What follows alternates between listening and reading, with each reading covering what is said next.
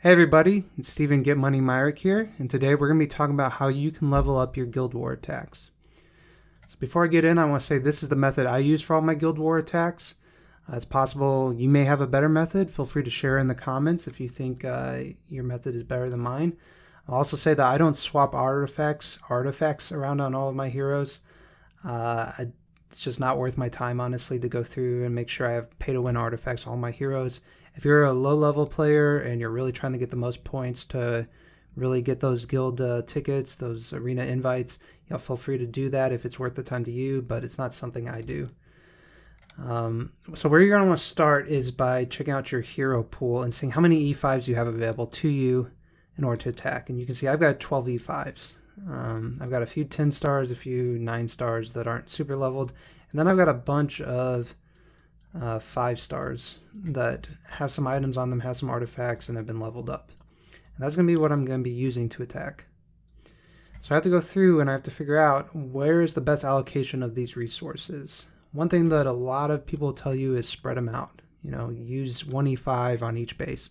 Well, that logic works better maybe than putting 6 E5s in 2 bases, or if you had 12 E5s, but it's not necessarily the best way that you can allocate your champions, and it doesn't work well if you have less than 10 E5s. What if you only have 3 E5s? What are you supposed to do, right? So I want to go through and explain the method I use to figure out where I put my resources. So I would just click on a map, and I'm going to go through every map, and I'm going to see how many teams there are that have something that is less than 1 E5, and I'm going to count those up. I'm going to see how many teams have 1 E5, like a single E5, and how many teams have 2 E5s. And that's going to give me an approximation of how many wins I can get at that base. It's not exact at all. Obviously, especially with imprints and void upgrades, it's possible that your E5 may not be as strong as their E5. But you're on attack, you'll have a strong monster with you, so it'll give you a very rough idea of how many points you can expect to get. And if there's like an E2 and an E1, I kind of consider that an E5 will still beat that. Even if there's 2 E2s, I consider an E5 will beat that. Again, it's just an estimate for about how many points I should get. So I'm going to go through and see how many I think I can get if I just sent a 10 star with supporting heroes at this base. So I'd say 1, 2, 3, 4, 5, 6, 7, 8. The mem's kind of hard. We'll skip the mem. Probably can't beat a mem with just a 10 star because of the cheese. 9. And then you're kind of getting into this rough territory where maybe 10, 11, 12, okay, 13. So I'm going to say about 12 wins with without any E5s, but then you're getting to Russ and we got that min. So then you got 2 wins there, 3, 4, 5, and then we're getting to double E5s. So I've written down, I got 12, 10 stars, 5 E5s, and then 1, 2, 3. I would say 2 E5s could beat this team with support. 4, 5, 6, and then once you get here with 2 E5s and an E2 Valk and some 9 stars, you probably can't get any more wins with 2 E5s. I could go the whole way down and figure out how many, if I had how many E3s, how many E4s, but the issue is that just takes a lot of my time, honestly, and that I'm not willing to put that much time into the game. And what I do is I'll go through for every single base and I'll make a chart for that, and I'll send that chart out to my guildmates. So once I've gone through and looked at every single base, I give myself this chart of how many wins I can expect to get. Again, this is an approximation. And here I've summed up how many wins I'd get if I sent 1 E5 and how many wins I'd get if I sent 2 E5s. And I can kind of look at these charts and see, where does it make sense for me to send my resources? For example, if you only had 2 E5s, for example, you only had 2, and you had a bunch of 10 stars, which is kind of a weird combination to have, but if that were the example, you would want to send one of your E5s to Nurturing Glade to get that 12 wins and your other E5 to Relic of Lights and secure all these other wins here, right? Because these give you the most points. For example, where am I going to send my 2 E5s? I'm going to send them here to Mountain Century Land of Bones because they're going to get me the next amount of wins. You could even make the argument, like Home of Blacksmith, for example, sending 1 E5 here only gets you 5 points. So wouldn't it be better if I could have a strong 10-star team to take my E5 and send them to Earth Realm or to Valley of Lava and get more points there? If I was 100% confident in my predictions, that would make more sense mathematically. The fact that there are so many potential wins here with just a 10-star team, I'm not willing to let those go by accidentally sending, underestimating how powerful that team is. I really need to make sure I secure those 19 wins by sending one E5 to that base. So I'll go through and I can look in and see how many projected points I'm going to get from each attack. And I can compare that to what we actually get. So we're going to go through and do exactly this. And I've gone through and I've said, here are my 12 E5s. And I'm going to send 2 to Mountain Sentry, 2 to Land of Bones. So let's go ahead and do that. We're going to start with Mountain Sentry and then go to Land of... Actually, we'll start with Land of Bones because it's the most points. And then go to Mountain Sentry. And we are predicting 23 wins on Land of Bones. So, Land of Bones. Make sure I have a monster set. That was a big problem for me before. I'm not going to send my Russ as a single because he's really powerful. My Tix is very squishy though. So let's go ahead and send Tix and maybe somebody that's a little bit more supportive like a Rogan. Okay, and we were predicting 23 wins and we'll see how close we get. 20 wins. So pretty close prediction. We'll go ahead and put that in there. And I will, just to kind of keep track of what I've done, I'll get rid of the base that I've cleared. And then we go over to Mountain Sentry. And we were predicting 20 wins with 2 5-stars. We've got a monster. We'll do, 2 carries. Carries aren't the best heroes on their own. No, we'll do carry and a Thakwa because my Thakwa is kind of weak. No, we're going to do, I'm screwing this up. We need to do a healer and a carry. Okay. So we're predicting 20 wins. And we got exactly 20 wins. Wow, way to go. So next up, what I'm going to do is I'm going to look at where I'm sending my 1-stars. And I'm going to see which bases are the most important for where I'm sending my 1-stars. And you can see Relics of Light and Nurturing Glade are the ones where I want to be sending my most powerful 1-stars to.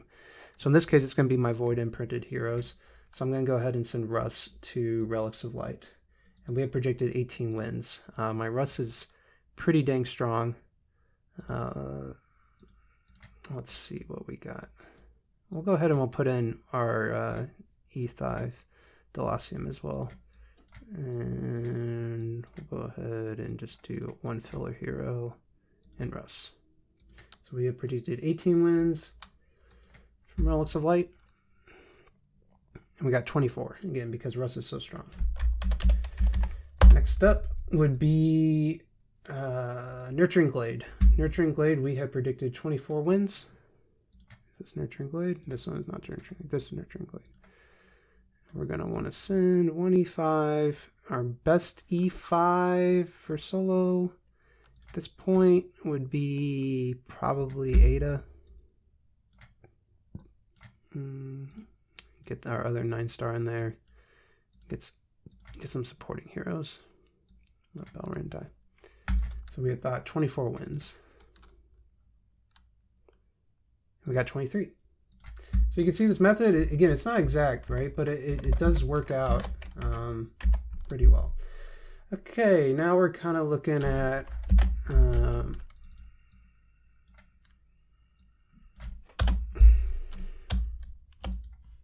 okay, so now what we're going to look at is where else our E5s can be used. And you can see Earth Realm is pretty important and Sapphire are pretty important. And after that, it doesn't really matter. We'll just start sending our E5s wherever they go. So Earth Realm, we had thought 20 wins. This mountain. Yeah, this team looks good. We'll definitely make sure we set a monster.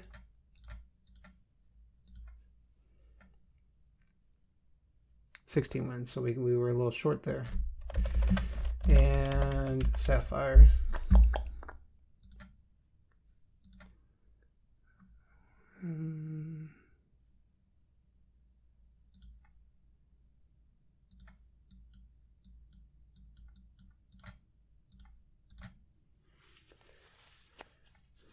$20 wins, and we predicted 21. Okay, we only got 4 more bases left. We're going to just do that. The Homo Blacksmith, that was the one where we thought we needed the 1 E5 at least to get some wins. Here I'm going to, because Ramen's kind of weak, we're going to use some more damage dealing heroes. Put them in the front. And we had thought 24 wins. I could see us getting more than that here, but we'll see. 20 wins, a little less. So, oops. Frozen Cavern, Seashore Camp, and Valley of Lava left. So we should have 1e5 for each of these. We got to make sure we put a monster on. Got a Sherlock.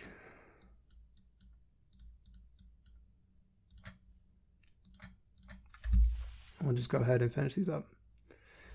13 wins, and we had thought 18, so that was unfortunately not as well. And Seashore Camp. Again, make sure we put a monster on. Put in our carry. And you can see I done goofed, and I have a bunch of... Oh no, there's some 80s left here. I don't know why the... Oh, because they're 6 stars. Go ahead and do our carry. And finally, so that was 22, and we had predicted 18.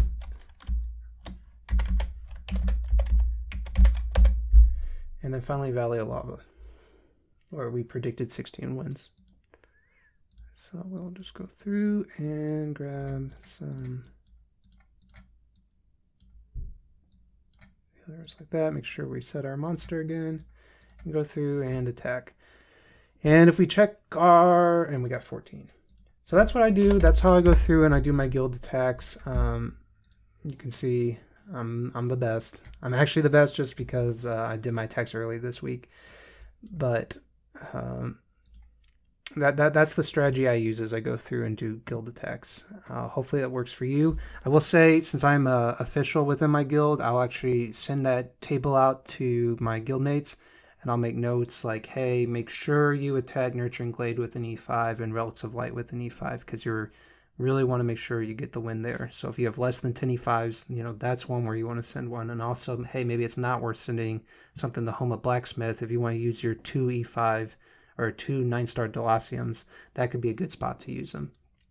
But that's what I do. It works well for me. If you have a different technique, feel free to share in the comments.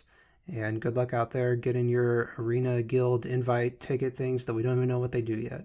I'll see y'all later.